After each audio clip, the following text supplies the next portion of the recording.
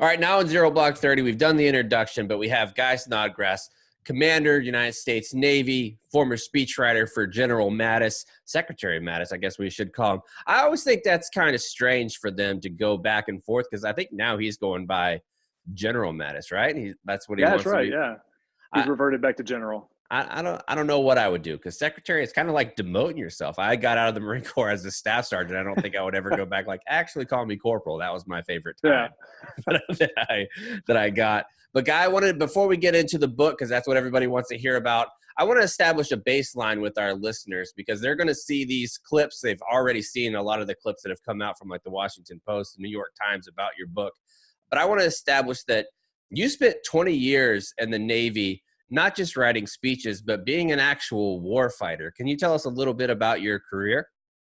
Sure, thanks. And thanks again for having me on the show. And like you mentioned, as all of us who've served in uniform know, I mean, sometimes you have a kind of an interesting sidebar career path, like being a speechwriter or doing something unique, but 80–90% of your time is spent operational and downrange. So like you mentioned, I was a 20-year Navy officer. So I was in the Navy for 20 years as a fighter pilot.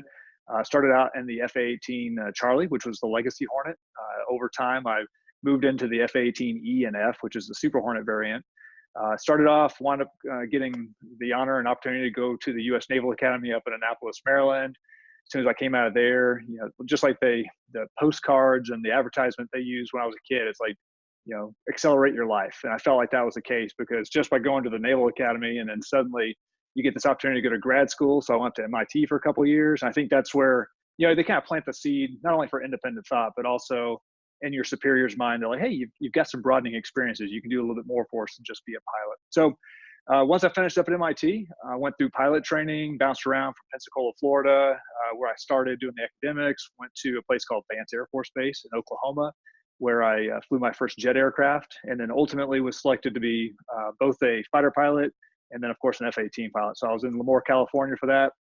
Got selected for my first career tour, or at least my first operational tour, and they sent me to the other coast, out to Oceana, Virginia, where I flew combat missions over Iraq during part of Iraqi freedom. It was during the period of time around 2003, 2004, we were retaking Fallujah.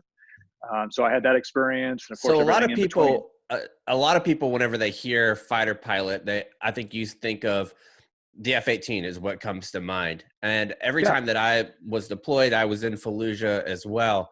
I can't imagine what it's like being over an area that has an active ground conflict and you're by yourself. Whenever you're flying over a combat area completely alone, essentially, what's going through your mind as a fighter pilot? Well, you know, it's funny. It's basically 180 out from what you just mentioned. We knew without a shadow of a doubt there were active ongoing ground operations.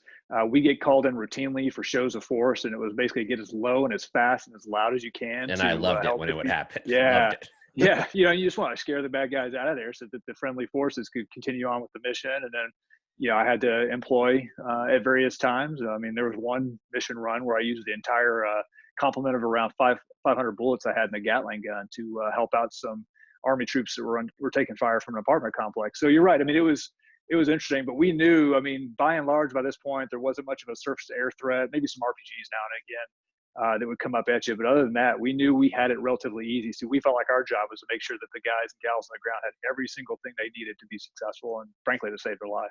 And we thought about that too, whenever you guys would be going overhead, like how scary it would be if we were in a conflict that both sides had the ability to have F/A-18s or God forbid an A-10 like coming at you. Oh man. It's just, it's scary. But I think that's important in the context of what we're going to talk about here, that you did serve and did 20 years, because there's been a lot of things that are going to come about in the news about your book.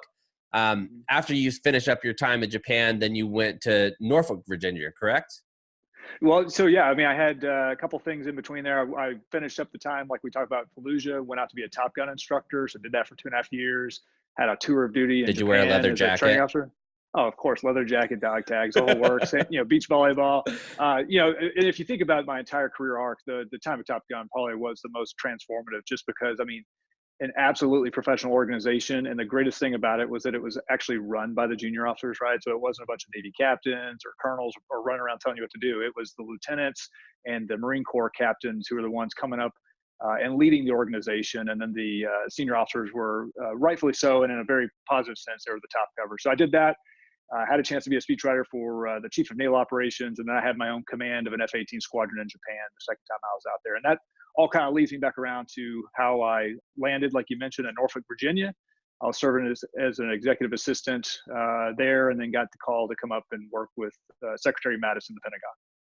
So when you get that phone call, because you obviously did some pretty high level stuff and some pretty prestigious positions, like going to the Naval Academy, prestigious, going to MIT, prestigious, flying an F-18, getting selected to that. Which one was the most difficult for you to remain humble after getting the call? That's an interesting question. If you think about look, I mean, I was blessed. I had great parents. My dad, my mom were both putting service before self kind of people. My community was that way. My church was that way. I never saw getting a prestigious call or getting the opportunity to really challenge yourself and do something that would be exciting. It's something that your ego would grow. And regardless, I've been married for about 15 years now, and my wife never let that happen in the first place. But no, I mean, it's just fascinating.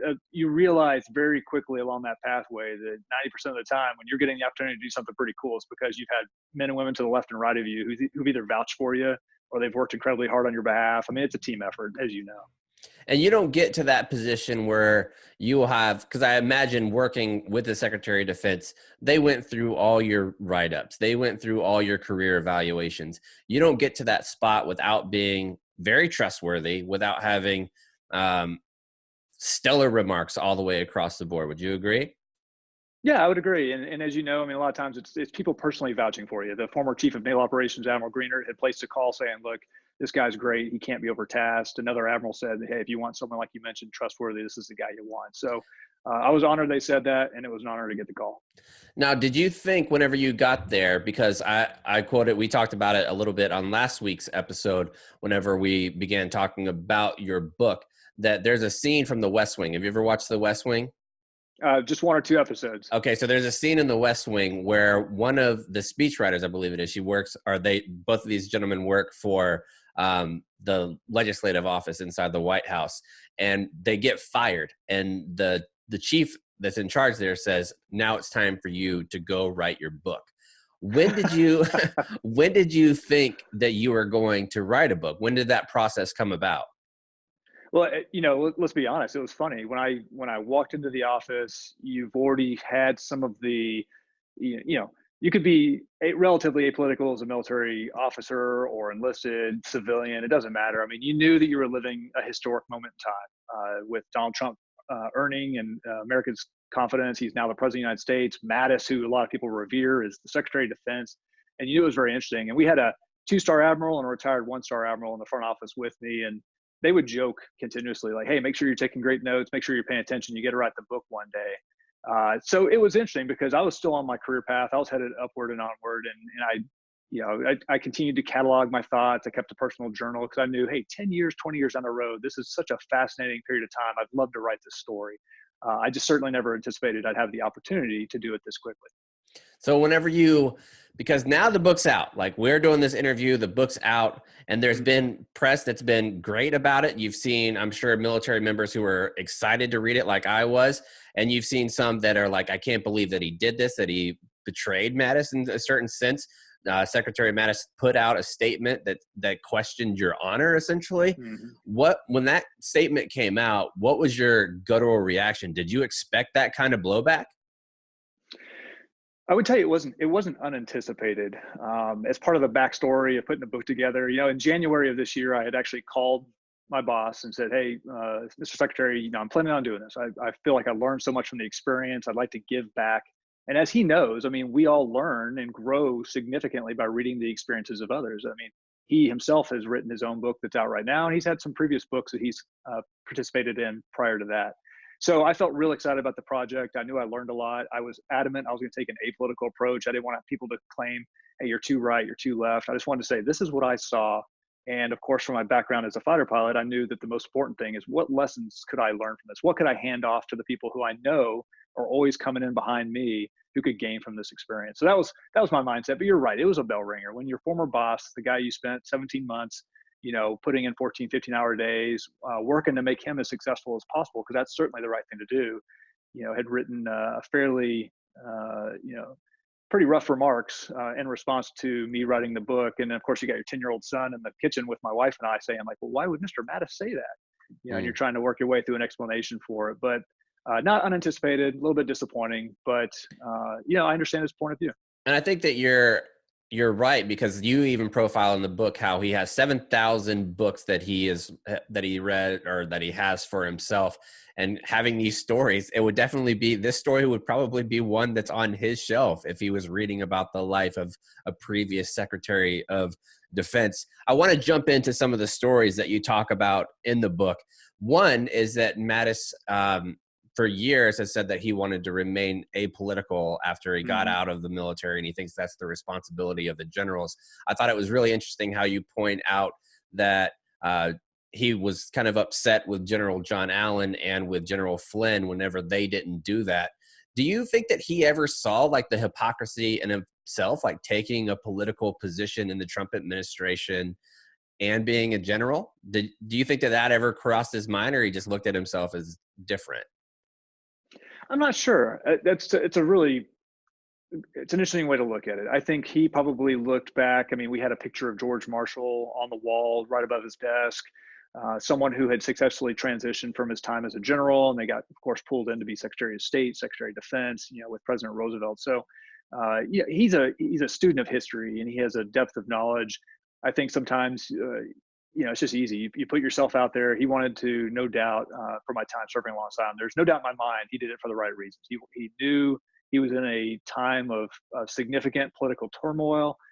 The military had been just beat down over the course of about a decade. You get the high out tempo from the war on terror, reduced budgets, a lot of people leaving uniform. It was a challenging time, and he wanted to help rebuild the military, and he felt compelled to come in and do that. And there's a lot of things that happened throughout his time in the administration that I imagine caught you all off guard, his entire staff and him very personally. One of those was the transgender ban. I can't imagine, as a former Marine general that was in charge of CENTCOM, that he loved finding out huge policy decisions via tweet. Can you kind of talk about those experiences in the office? Sure, you bet. I mean, in this case, the one you're talking about, the transgender tweet. Yeah, so Mattis is a guy who is notorious for having a crazy work schedule, right? He's at his desk before 6 a.m. every morning. He would usually stick around to at least 5, if not 6 or 7 p.m. at night.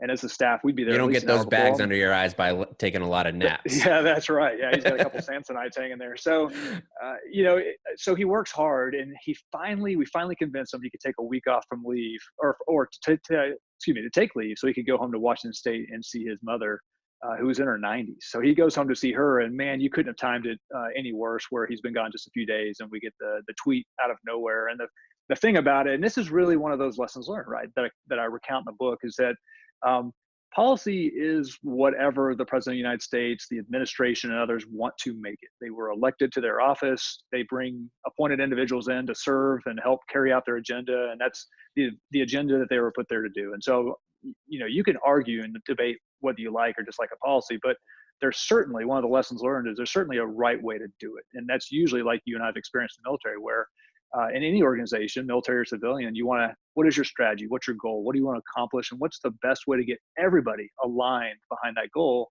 And that's how you get to success. And the danger here is whether it was transgender or the creation of a space force or stopping the international exercises, the military exercises we were doing in South Korea, all those things were surprises that came out of left field. And had we had forewarning, we could have coordinated with our allies and partners, or even internally within the administration.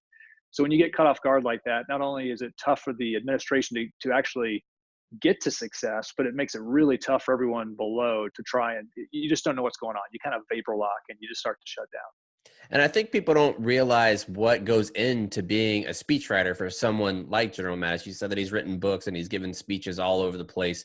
He had 40 years in uniform that you can kind of go off of his thought. Can you think back at a time where you wrote something for him for remarks and maybe it might be a little bit political where he said, make this stronger or tone this down a little bit? How do you find that balance? Well, he's going to review 9 times out of 10. He's certainly going to get a chance to review his remarks. And I think the best compliment I ever received during the job, and it's funny because it sounds like it's so contradictory to what you'd expect. The longer I was with him, especially after the first 3 or 4 months, the less time I got. But it was because he knew that with our shared military background, he knew I got it. Right. And I had 2 civilian. And that's what you want as a military officer. Absolutely. You want little to no supervision. That's the phrase that you always go after. Not only that, you want little to no supervision for yourself because that gives you autonomy and flexibility and freedom to do a good job. But more importantly, you want to free his time up. I mean, he's the secretary, as we joked, he's the secretary of all defense because he has a global portfolio. So you don't want him spending 20, 30% of his time each day trying to figure out how to write a speech. You love it when he can offload that to you and you're handling that and he feels confident in you that he can trust you to get the job done right. And that way he gets it, can take a quick spin through it, make a couple of tweaks and go from there. But just like you said, we do a lot of due diligence. We pull historic references. We look at MacArthur or Marshall or President Reagan or others who are notable. How do they write compelling speeches? We'd write it. I'd send it up to the boss, and then he would take a look, and he could just write in the margins things. Hey, punch it up here, or I'd like to talk more about this there, and it worked out great. And some of those remarks that you're making, are you thinking about these are going to be remarks that last history? Because you're going back and looking at MacArthur and others. You bet. Are you thinking that eventually somebody's going to be doing these, and my pen is going to be on the halls of history?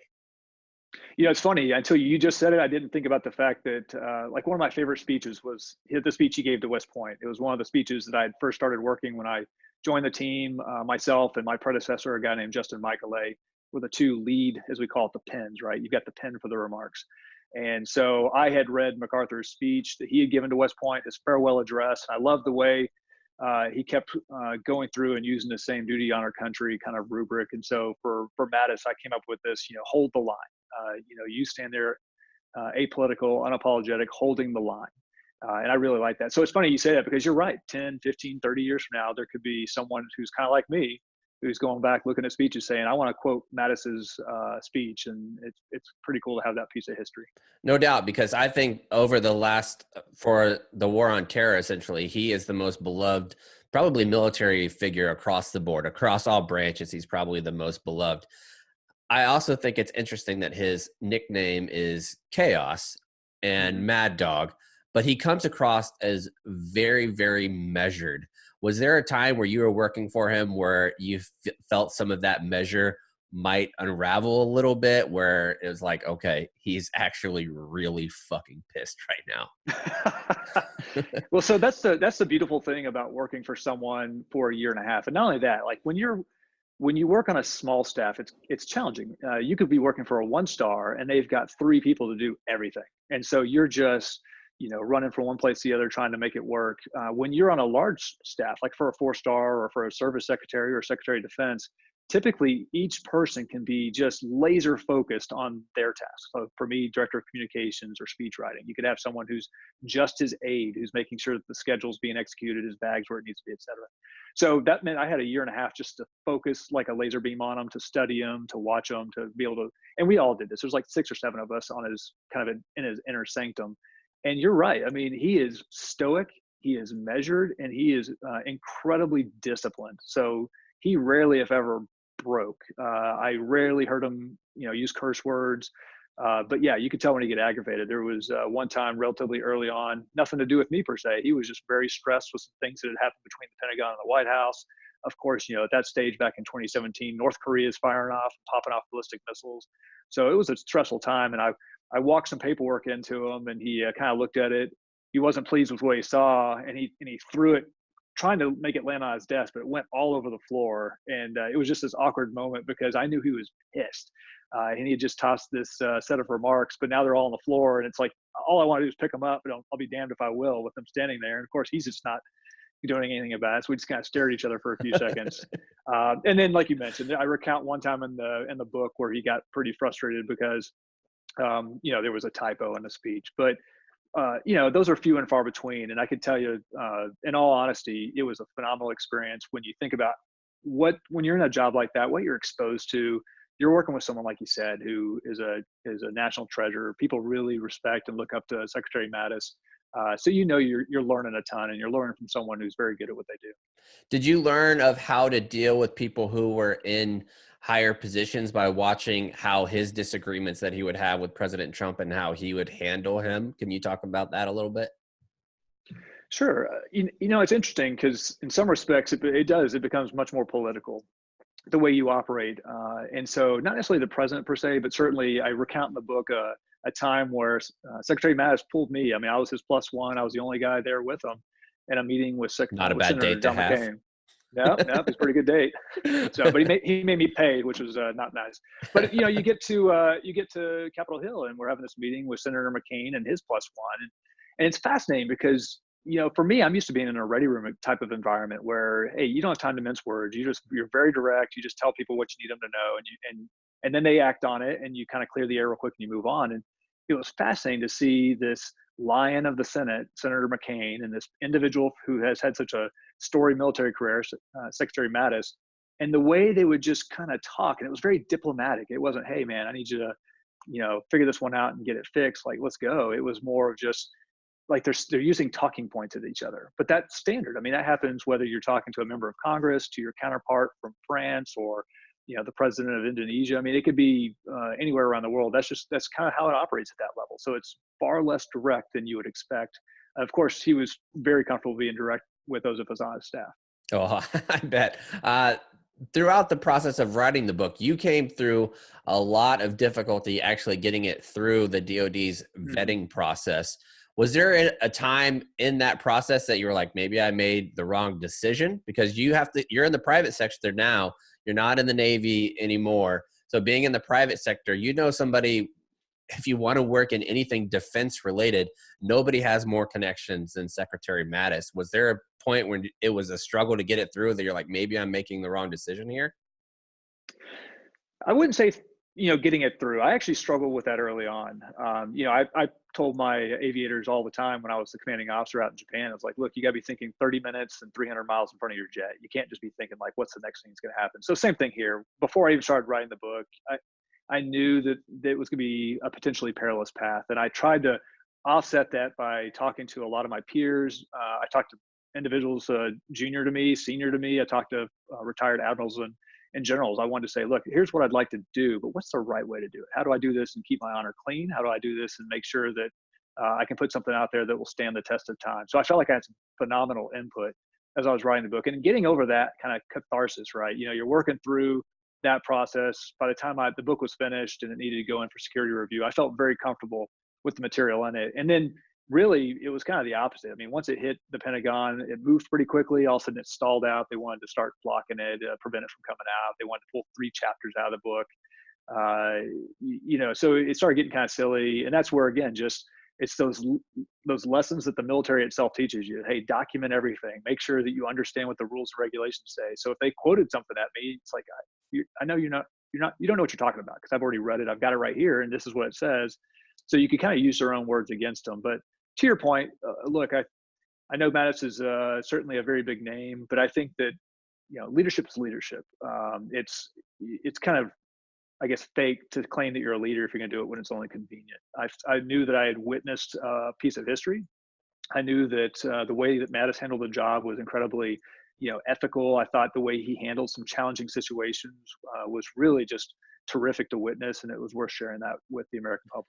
And I think that your praise throughout the book, because I read some of the criticisms that came out before I read the book, and you couldn't be more almost centered on praising the secretary than like trying to be like a gotcha type of book. I didn't get that feel from it at all. The way that you admire Mattis speaks out loudly in the book. Now that you've released the book and you've heard some of his comments, it's got to sting. Like those comments yesterday, the way that they were written from him, like, I haven't read it. He's a low-level staffer. He surrendered his honor. Those kind of things, that shoots right to the heart of who you weren't for 20 years of your naval service. It had to sting like hell. Yeah, of course it stings. I mean, like when you asked earlier, and I said, hey, it's challenging, right? Because and not only that, I mean, look, he owes me nothing, but it's one of those things where when you're putting in the long hours, when you're pulling out all the stops, when you've moved from place to place to place, and finally you're in a place, you've been there for 3 months, and in our case, Norfolk, Virginia, where the family can finally rest. We've been through all these high op tempo stops in our career, and now, hey, we can be here for at least 2 years, if not longer, when I got selected for Air Wing Command. But hey, we can give the kids stability for the first time, and to get asked to uproot yourself 3 months into that, and then suddenly take a high up tempo job again in the Pentagon, where you're just basically never home, and Sarah becomes a single mother again. That was rough. And so to see those comments, they do sting, because you know how much you put into it, but that's fine. There's no law or regulation that says that your boss has to be, nice to you. Yeah. And I don't think it diminishes anything about who he is. I mean, he's still a fantastic general. He's still a great guy. And I know that I know the signal he's trying to send here. What I would say, though, is it is fascinating to me, to your point earlier, that, if you look at what he said in that letter, right, it's like, hey, you kept notes, you wrote a book, and you did less for me than you claim you did. And it's like, it's kind of ironic, because that's exactly what President Trump has said about him, right? Like, Secretary Mattis is the most overrated general in history. He's out there writing a book. So look, if that's the way it is, then I'm in good company. Yeah, I encourage everybody to read it. I just finished it up. Like I said, it's a fantastic read if you like history, if you like General Mattis, if you like a little bit of drama. I said earlier that I think now we might need to spell chaos with a K, because a lot of it lately has felt like the Kardashians. So. But thank you so much, Bus, for joining us. We appreciate your time. Good luck on the book tour. I know it's going to be a long and arduous one, but thank you for your service in 20 years in the Navy. Yeah, thanks, Chaps. Thanks for having me, and I appreciate the opportunity. Take care.